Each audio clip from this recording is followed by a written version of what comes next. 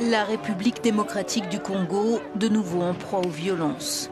Une cinquantaine de personnes seraient mortes à Kinshasa dans des affrontements entre les manifestants anti-Kabila et les forces de l'ordre.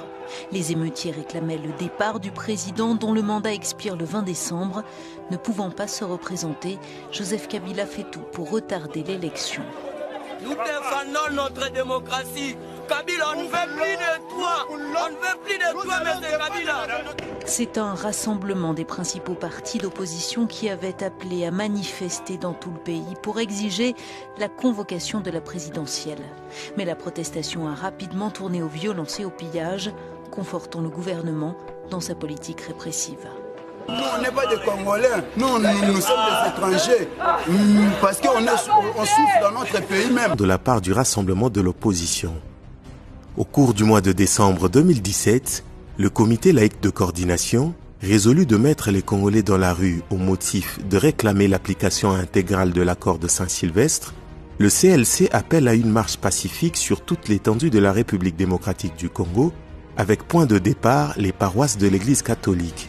La marche était prévue le dimanche après l'unique messe programmée pour l'occasion, mais la plupart de ceux qui prévoyaient y participer n'auront même pas l'occasion de voir la fin de la messe, que les militaires et policiers s'attaquent aux fidèles en pleine messe. On en vient à présent à l'actualité africaine avec un 31 décembre meurtrier en RDC.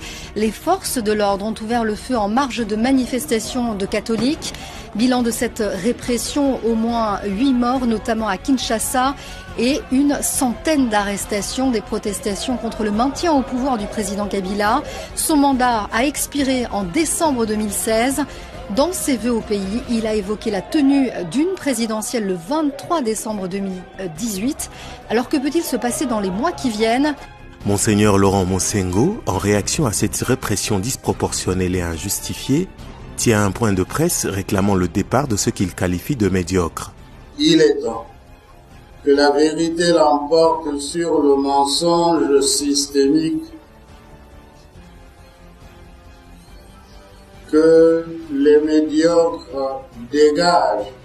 Nous demandons à Papa Cardinal Monsengo grand merci pour tout ce qu'il fait pour 5 ans, grand merci. La souveraineté appartient au peuple et non au diable. C'est ça la différence. Le diable ne peut pas avoir la souveraineté. C'est au peuple que la souveraineté revient.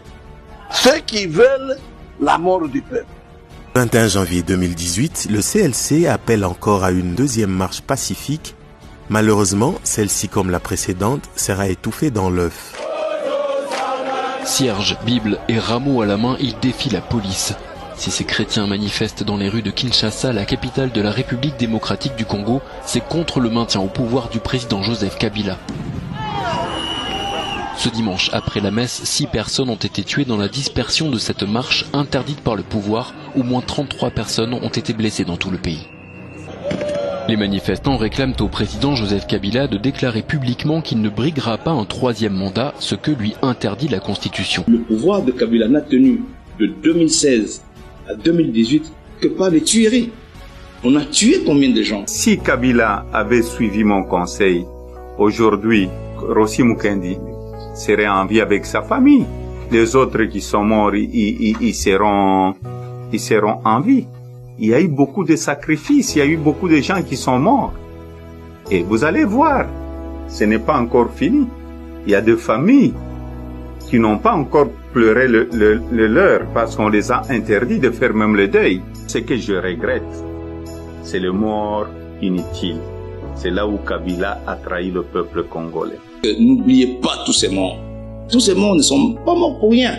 Les gens, il y a des gens qui doivent être arrêtés. Il faut les arrêter parce que il faut pas continuer dans l'impunité. Il faut que les gens qui ont tué, parce que si on s'arrête à Rossi, c'est comme si on n'avait rien dit. Son père est mort aussi, le père de Rossi, est mort suite au chagrin. Et la jeune Kapangala, tout le monde qui est, les gens qui ont été massacrés le 15 septembre 2016, tous ces gens-là, qui va juger?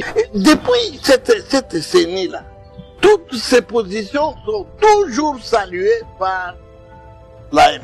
c'est vraiment une section du PPRD. Nanga, je l'ai dit, je le répète, il est le président sectionnaire du PPRD à la CENI. Ça, c'est Nanga. Il ne faut pas chercher ailleurs. Vous le voyez, on est très mal dans les valises partout, on va avec Nanga.